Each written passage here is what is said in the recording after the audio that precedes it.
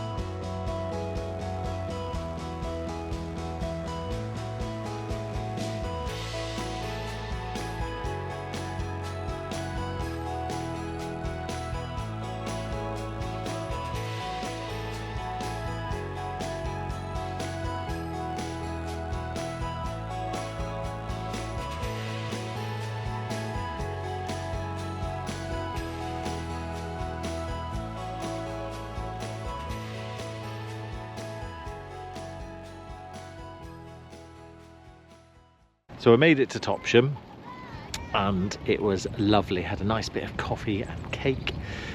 There's a nice antique shop and it's just it was a nice place to hang out. I found a nice little bench just in the sun where there was no breeze, so I was able just to have a nice little, let's say, afternoon nap. I enjoyed it a lot. Yeah, great fun, good times I'm having today.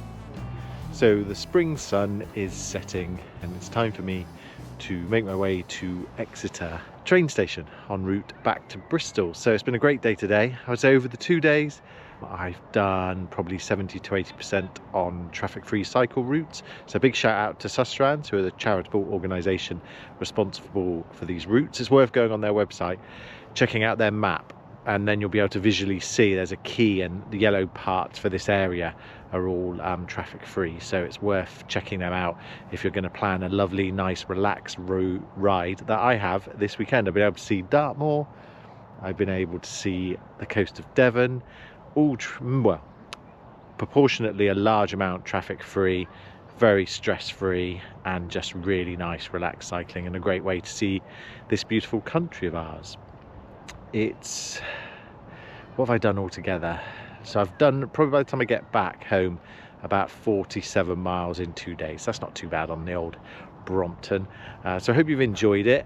Love Sustrans, love what they do. We give to them as a charity. Check them out, and if you like what we do, please subscribe. Thanks for watching.